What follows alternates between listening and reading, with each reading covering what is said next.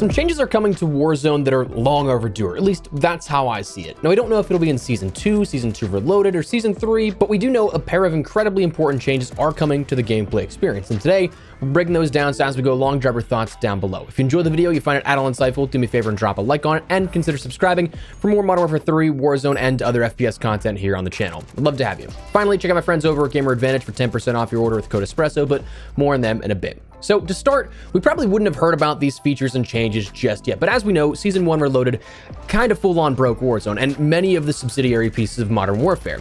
In an issued apology, Raven stated the following: "We wanted to address the issues that players encountered during the Season 1 Reloaded launch period. We've been laying the groundwork for the return of some fan-favorite features in upcoming seasons, which has required a degree of preemptive setup in our live environment. The update shipped with some of that work, and we unfortunately encountered a conflict between live player data and our servers. Our teams were made aware immediately of the issues and began investigating shortly after the update went live. We rallied studio teams from around the world to get these issues resolved as swiftly as possible.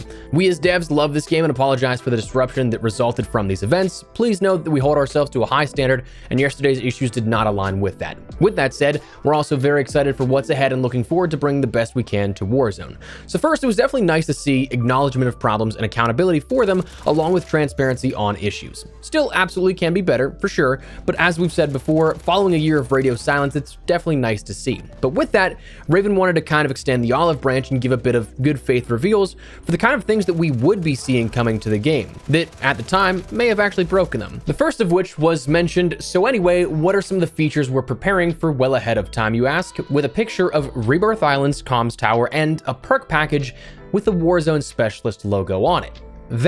That makes so much sense when you consider it now, knowing what the fix was for a lot of these issues within Warzone and what was the root cause of a lot of these problems. The big things with loadouts was the game was bugged on the basis of perks. That's why when the fix went out, some players needed to remake their loadouts, or rather delete and remake their perk packages in order to make them work.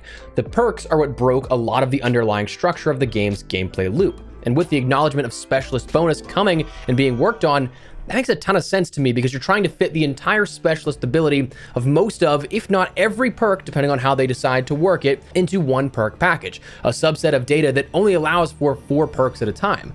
You're trying to basically put a 2x4 into a small mailbox with that type of structure, fitting way too many things in a much smaller package. So I'm not trying to excuse a broken update, but you can see where this would have broken a lot of the fundamental gameplay structure, and it really unraveled at the seams. But Specialist, very excited for that to return. I had hoped that we'd see this come with Warzone 2 before we knew anything about the gameplay loop, how the perks would work and everything like that. I remember it being on my wish list before COD Next last year, from before when the gameplay was debuted, and from that point on, at Next, I kind of realized, oh, we're probably not going to see Specialist bonus in Modern Warfare 2 MP, in Warzone, in Modern Warfare 3, because that's just not how the perks worked. Though I would be curious if that does actually work with Modern Warfare 3 after this has been crafted for this perk package system. Might be cool to see the introduction of that Specialist streak system like the original Modern Warfare 3. But for this, again, while we have no timetable just yet, I'm imagining this is probably going to be tethered to a Warzone Rebirth Island Easter egg to begin with when it's introduced. We've never seen Specialist bonus readily available for all players at all times. There's always been some sort of in-game hurdle that you had to get over to end up earning that. Whether it was the Vault Easter egg in Nakatomi Plaza to the most recent introduction of it with the Doomsday devices in Vanguard and Caldera's Season 5 Last Stand. There's been always some sort of task that you or your squad have to end up doing, because otherwise it'd be stupidly overpowered if every single player could have every single perk. It's an Easter egg reward and something for those that really try to seek it out and have the ability to do so, that's when you can end up getting it. Now, in recent iterations, it was not droppable and could not be transferred upon death to the player who killed the player with Specialist bonus, as you could when it was first introduced in Year 2 of Warzone in the 80s Action Heroes event. But with the introduction of the perk packages, we now have the ability to pick up perk packages after death. So I'm wondering, and I'm curious if we'll see that ability return here to be able to pick up Specialist once it is returned and after a player's death. I'm assuming not, but who knows? Either way, insanely stoked to see that return here, but that wasn't the only thing previewed. Another major issue for Warzone was that all of the streak notifications were straight up gone after the Season 1 Reloaded update. Not bugged as if they were on and off like they were before, but just straight up gone. And there was another reason for that, because Raven shared a bug was causing kill streak notifications to not appear. That was a side effect of an in-progress quality of life feature slated for the release during Season 2. So that one we do know of. The bug has since been fixed, but how about a preview of that in-progress quality of life? with a video of the airstrike radius and direction indicator on the minimap if you are in that. They then continued, we're aiming to improve feedback for incoming precision airstrikes so players within a range feel they have the information they need to make a decision, especially when it comes to creating a fair and balanced competitive experience. More details to come in future patch notes.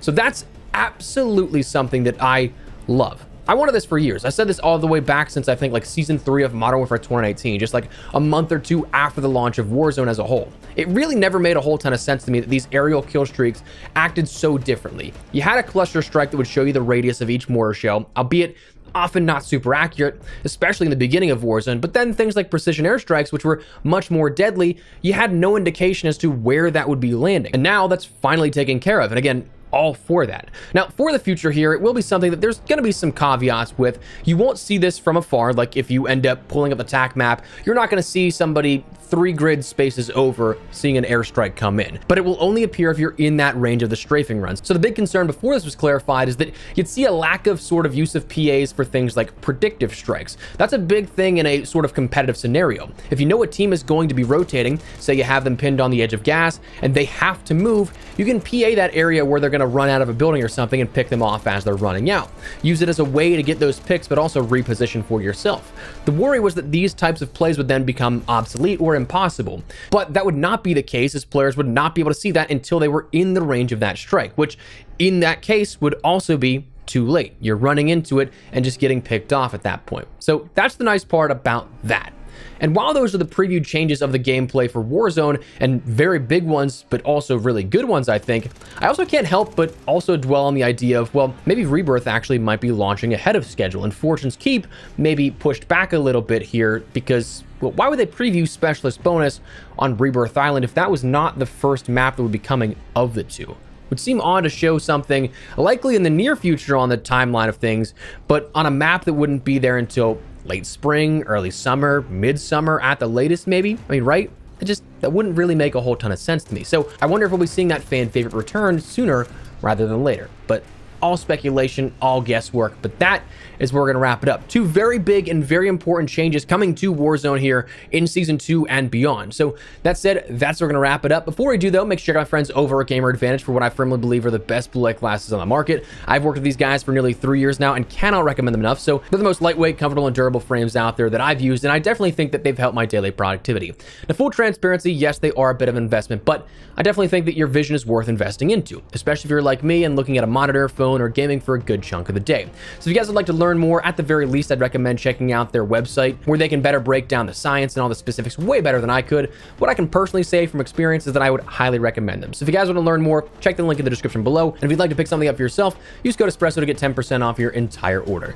But that said, that's now we're going to wrap it up. So drop your thoughts down below, like these changes and reintroductions here of something like Specialist. Not so much, whatever the case, feel free to let me know. But if you enjoyed the video, you found it at all insightful, do me a favor and drop a like on it. And of course, make sure you subscribe to stay up to date with all things Modern Warfare 3, Warzone, and anything COD related, as well as other FPS content I'd love to have in the community. But for now, thanks so much for watching. My name is Espresso. I'll see you later. Take care and peace.